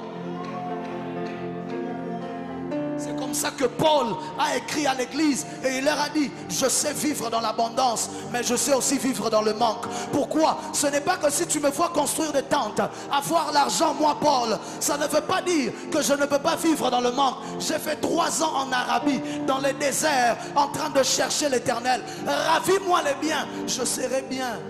Brise mon église, je serai bien. J'ai appris à prêcher à 3 personnes. J'ai appris à prêcher seulement devant 4 personnes.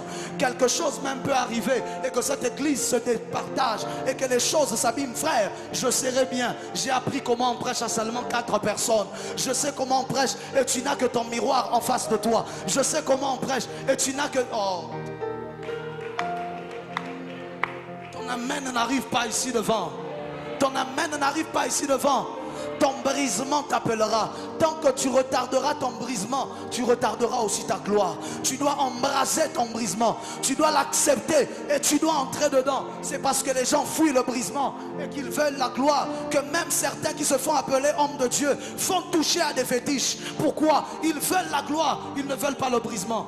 Se disent le prophète Ézéchiel est jeune, il a une grande église. Ça veut dire que je peux aussi commencer seulement et j'aurai une grande église. Je suis jeune, mais sais-tu quand est-ce que j'ai commencé? Je n'ai pas commencé dans la jeunesse, j'ai commencé dans mon enfance. Toi tu as donné ta jeunesse à Dieu, moi c'est mon enfance que j'ai donnée à Dieu. On n'est pas pareil. Mon brisement a commencé depuis longtemps et je suis encore dedans. Il y a des choses que je sais qui doivent venir mais qui tardent encore parce que Dieu me brise encore dans la maison de Potiphar. Il me brise encore dans la prison. Il me travaille encore afin que lorsqu'il me tiendra,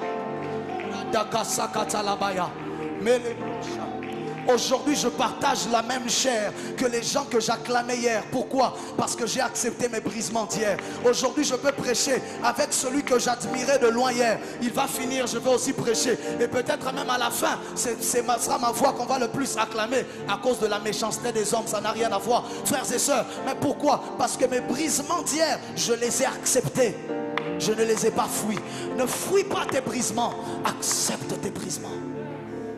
Quand tu manques, accepte. Toi, le jour où tu n'as pas de vêtements, tu ne viens pas à l'église, tu as fui ton brisement. Viens à l'église avec la même chaussure là seulement. Que les gens disent, ah, le frère là n'a que cette chaussure là. Oui, laisse-le dire cela. Comme ça, quand Dieu te donnera tout un étagère de chaussures, que tu les changeras, les mêmes yeux qui t'avaient vu avec la même chaussure, les mêmes yeux là seront témoigner qu'il y a une époque où tu n'avais rien, David. Ton amen n'est pas arrivé ici devant.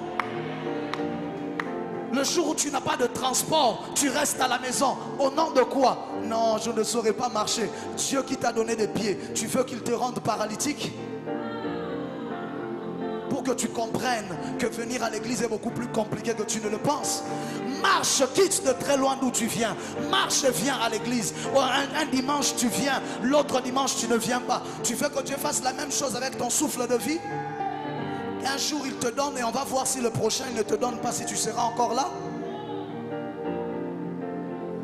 Le problème des chrétiens, vous êtes des chrétiens qui avaient fui vos brisements. Vous avez fui, vous ne voulez pas les brisements. Le jour où on te gronde à l'église, tu es fâché. Mais tu as fait quelque chose de mal. On ne peut pas te gronder. Pourquoi? Tu n'as pas appris à être grondé par l'Éternel. Tu n'as pas appris à être réprimandé. Toi tu veux les fleurs. Même le jour où tu fais une chose mal, on t'acclame, on dit oh ne t'inquiète pas, ça va aller. Non, la Bible déclare n'épargne pas ton fils de la verge. Et si nous sommes ses fils, ça veut dire qu'il ne nous épargne pas de la verge non plus. Est-ce que je parle à quelqu'un? Le jour où la prédication traîne un peu, et culto et Wumeli, je n'irai pas dans cette église là, le culte traîne. Et comment est-ce que tu ne peux pas supporter un culte de 3 heures et tu dis que tu veux vivre l'éternité avec Dieu? Si tu es incapable de passer 3 heures avec Dieu, mais tu veux vivre l'éternité au ciel avec Dieu, c'est comme ça qu'il y a des gens qui iront en enfer. Pas parce que Dieu ne les aime pas, parce que Dieu veut les aider. Parce que vous n'aimez pas rester avec lui. Il va vous aider. Ne restez pas chez moi.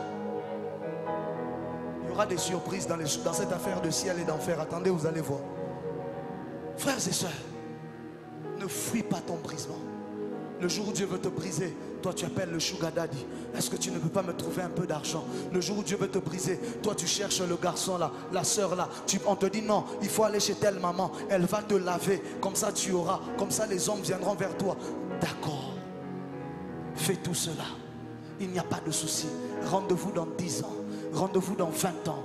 On saura qui ont craint l'Éternel et qui ne l'ont pas craint. On saura qui ont accepté leur brisement et qui ne l'ont pas accepté. On saura. C'est ainsi qu'il a dit. Et même lorsque je traverse la vallée de l'ombre de la mort, je ne crains aucun mal, car ta houlette et ton bâton me rassurent.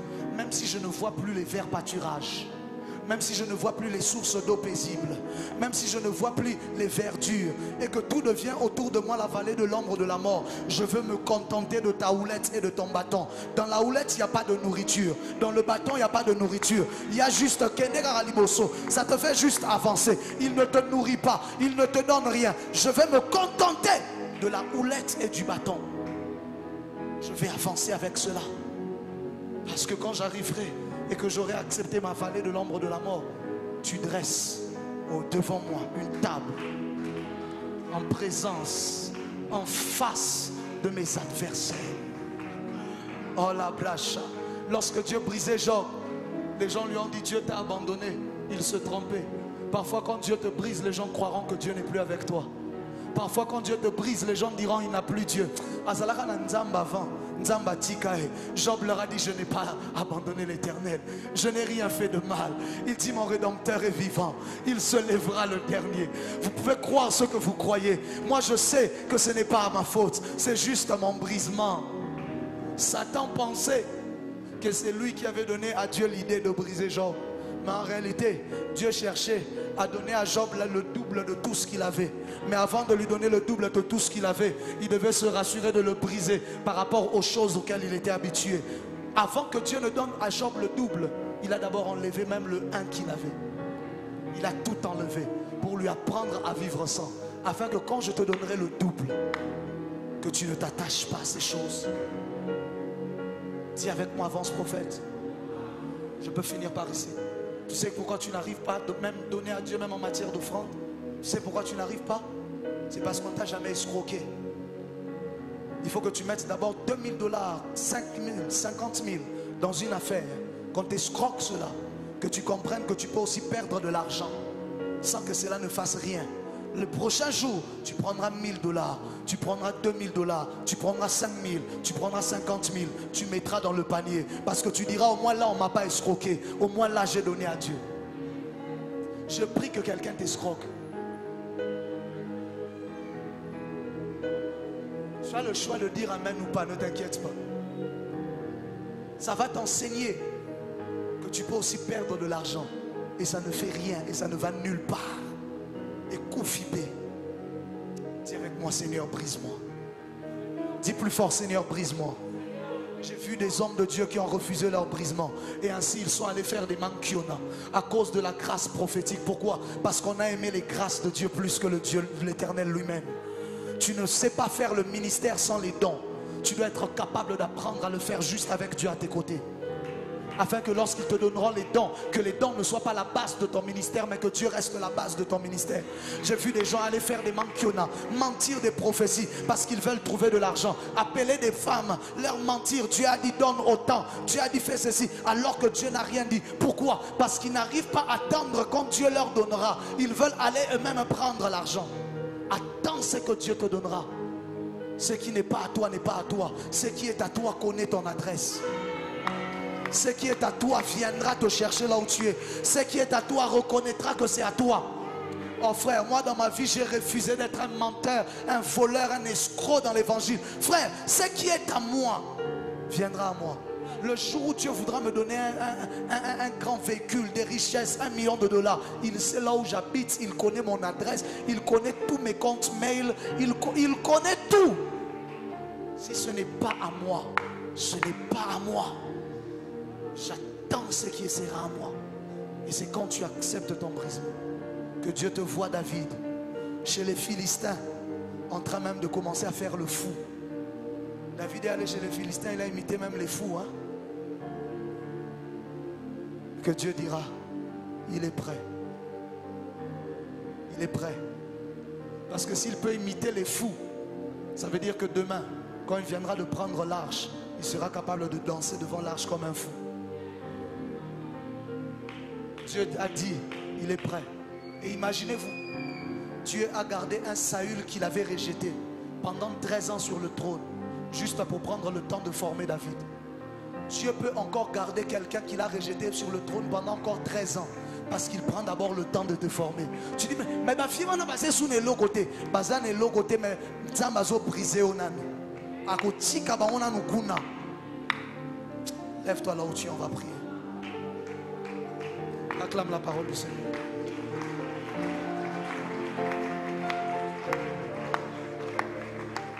C'est quand tu auras fini le processus qu'il prendra la couronne et qu'il dira, celui-ci est mon fils, assieds-toi à ma droite jusqu'à ce que je fasse de tes ennemis ton marchepied. J'aimerais que tu pries ce matin. Je ne sais pas dans quel domaine tu veux prier Dieu, mais j'aimerais que tu parles à Dieu de tout ton cœur. Que tu lui dises exactement ce que ton cœur veut lui dire. Sois sincère avec Dieu ce matin. Peu importe ce que tu veux dire, parle-lui avec tout ton cœur. Ne regarde pas le voisin. Je te donne juste 3 minutes. Prie Dieu ce matin. Like you have never prayed before. Parle à Dieu. Expose ton cœur. Dis-lui brise-moi. Dis-lui change-moi. Dis-lui transforme-moi. Dis-lui travaille-moi encore. Dis-lui prends encore le temps avec moi. Peut-être que tu as envie de lui dire, Seigneur, sois avec moi. Rassure-moi de ta présence à mes côtés. Élève ta voix et parle à Dieu. Parle à Dieu, parle à Dieu.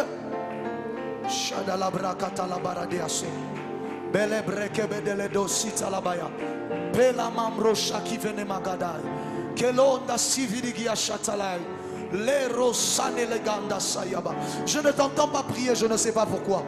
Je ne t'entends pas prier. Dis à Dieu, brise-moi. Dis à Dieu, transforme-moi. Tu veux me donner des grandes choses, mais ce qui m'empêche de les recevoir, c'est parce que je fouille mon propre brisement. Ne me traite pas selon mes erreurs d'hier.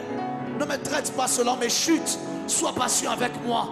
Travaille-moi encore. Brise-moi encore. Rakadabaski talamanda. E baratoski vanama. E paromande kiba. Paradalabase paradia. Impregedele sotolobosha. Italabakadia sonte. Ekimem pratakadi. Ekimem prakatadi. Seigneur, Seigneur, Seigneur. Malabro shakata. Élève ta voix, parle à Dieu. Parle à Dieu. Parle à Dieu. Parle à Dieu. Parle à Dieu. Exprime-toi devant le ciel ce matin. Exprime-toi devant le ciel ce matin.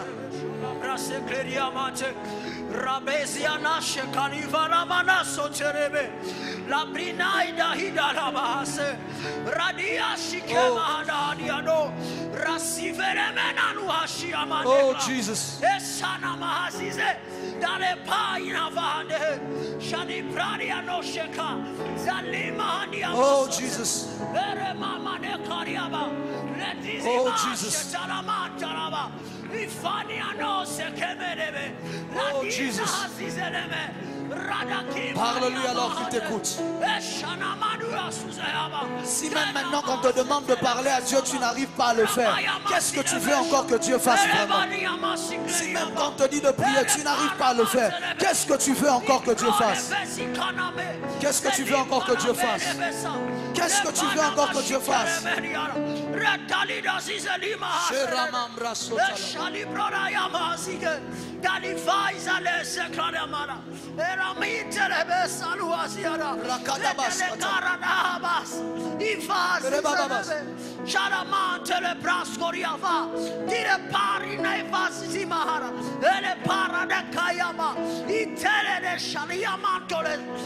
crise Radizi Kaluveyama, Teleparadiama Shetelebe, La Senemena Ida de Karaba, Itelebradivanama, Sherema Tariana. Peut-être que tu as envie de lui dire, Seigneur, j'ai besoin encore de comprendre que j'ai besoin de toi. Parle-lui, parle-lui.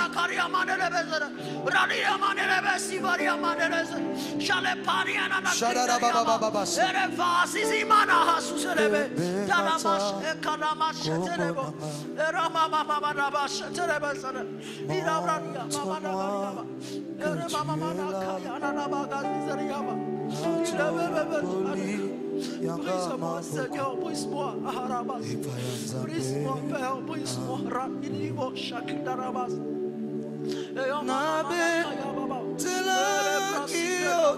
Pendant que je vais régner dans mon domaine, mais il me manque plusieurs choses. Le prince je peux me former moi-même, mais quelque chose. Seigneur, je suis besoin de compte que sur toi, Père. La place,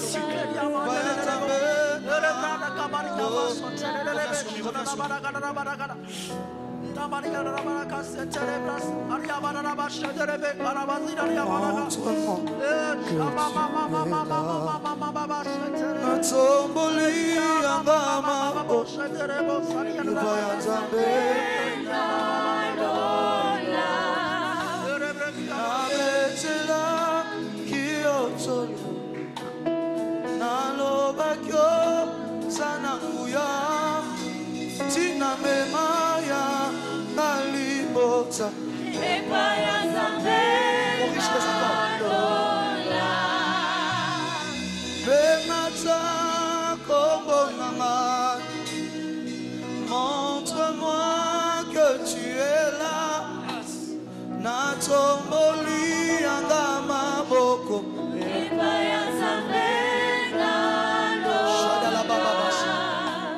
Nabetela kiotolo. Nalobakyo sanamuya. Tina memaya malibota. Epaya zambe. Oh ya ya. Kotana takonama.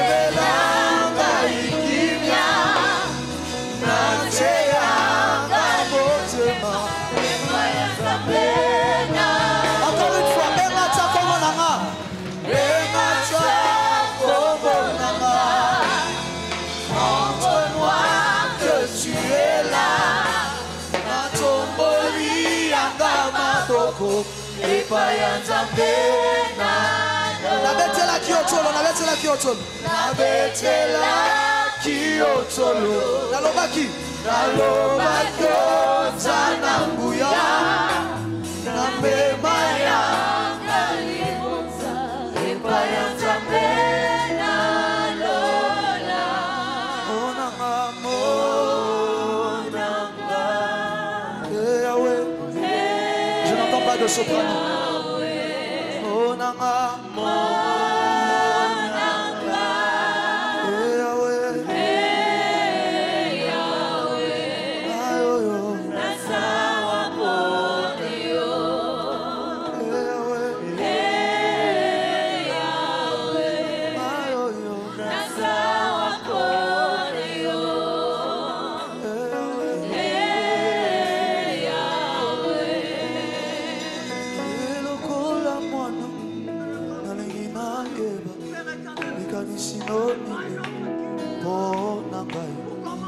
Basusu baleli, basusu baseki, basusu balobi, yo tiki nai, na yebeli obo,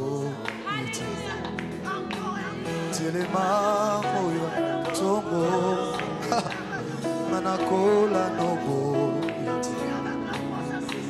mosiko nangaye, yelo kola mwana, nalingi na yeba. Migalisi no nini o nangai basusu bajoli basusu baseki basusu balobi yo tiki nae beliobo telema moya tongo ngai na kopla nobo mosiko. Encore une dernière fois. Bonanga. Hey Yahweh. Hey Yahweh. Bonanga. Hey Yahweh. Hey Yahweh. Ayoyo. Nasawa Bonio. Yahweh.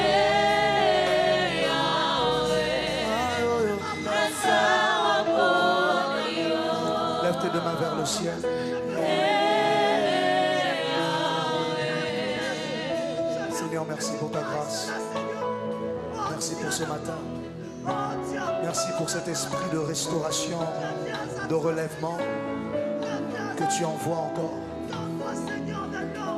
Tu es ici ce matin. Tu es ici ce matin. Tu sens que ta vie s'est éloignée de Dieu. Tu sens que tu es allé loin de Dieu à cause d'une chose ou d'une autre, je ne sais pas. Mais j'aimerais te demander de faire une chose, quitte de là où tu es, qui court jusqu'ici devant, je vais prier avec toi.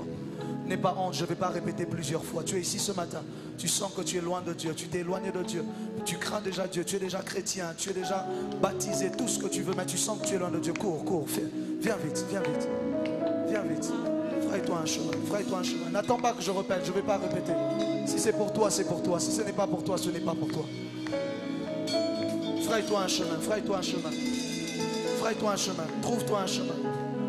Viens ici devant.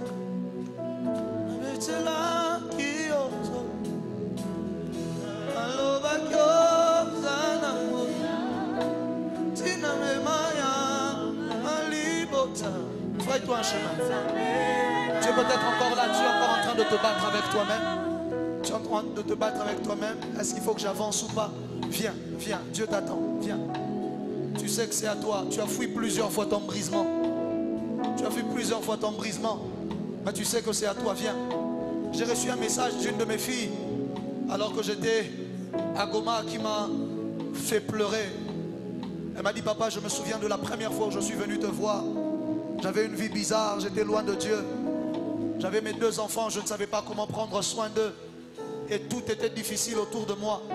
Et je menais une vie compliquée pour essayer de prendre soin d'eux. Et quand je suis venu, tu m'as dit, fais confiance à Dieu. Laisse tout ce que tu as laissé. Viens vers le Seigneur. Lui-même te prendra en charge et prendra en charge tes enfants. Elle m'a dit, papa, j'avais du mal à croire à ces paroles-là. Mais ensuite, j'ai commencé à les appliquer petit à petit. Elle m'écrivait, elle était en train de m'envoyer les photos d'un véhicule qu'elle doit acheter. Elle me disait, papa, aujourd'hui, moi aussi, je peux prendre l'argent et acheter des véhicules.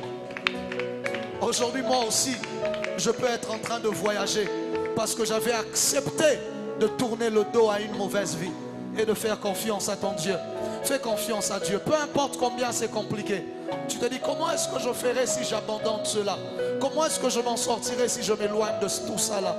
Éloigne-toi, rapproche-toi de Dieu. Ma Bible à moi déclare, lorsqu'on tourne vers lui les regards en rayonnant de joie et le visage ne se couvre pas de honte, décide de lui tourner ton regard ce matin. Ton visage ne se couvrira jamais de honte. Décide de lui tourner ton regard. Alors que tu es ici devant, j'aimerais que tu fasses avec moi cette prière. Mets une main sur ton cœur. Mets une main sur ton cœur. Mets une main sur ton cœur. Et fais avec moi cette prière. Dis avec moi, Seigneur, je sais que je suis faible. Je sais que plusieurs fois je me suis éloigné de toi. Je sais que plusieurs fois je suis allé loin. Je n'ai pas obéi à ta parole. À chaque fois que tu voulais me briser, j'ai trouvé d'autres solutions par moi-même. Au lieu d'accepter mon brisement. Au lieu d'accepter mon brisement, très souvent je me suis compromis. Je suis tombé. J'ai chuté. Seigneur, s'il te plaît, aujourd'hui je reviens vers toi. Je te demande pardon. Pardonne ma vie. Pardonne mes erreurs. Pardonne mes péchés. Et je reviens ouvertement. Je me jette devant ta face. S'il te plaît, tu es mon seul Seigneur. Je n'ai personne d'autre que toi. Aujourd'hui, je rentre à la maison. Accueille-moi encore. Dans le nom de Jésus-Christ, je déclare que je ne m'éloignerai plus de toi. Je déclare que je suis libre de tout ce qui m'avait enchaîné hier. Je déclare que je suis libre de tout ce qui m'éloignait de toi. Je déclare que je suis libre des chaînes du péché, des chaînes de la sorcellerie, des chaînes de l'envoûtement, des chaînes de l'iniquité. Au nom de Jésus-Christ, je déclare que j'ai été créé pour plaire au Seigneur. Et ma vie tout entière sera un parfum de bonne odeur pour Dieu. Saint-Esprit, soutiens-moi. Dis le plus fort, Saint-Esprit, soutiens-moi, fortifie-moi, tiens-moi la main car tu es ma force. Ce n'est ni par force, ce n'est ni par puissance, mais c'est par toi, Saint-Esprit, que j'y arriverai, que je marcherai dans la crainte de Dieu, que je marcherai dans les voies de l'Éternel, que je traverserai mon brisement et que je saisirai ma gloire. Dans le nom de Jésus-Christ, acclame le Seigneur alors que tu récupères ta place. Acclame bien le Seigneur, rentre à ta place. Est-ce qu'on peut acclamer le Seigneur alors que nous nous rasseyons aussi en même temps?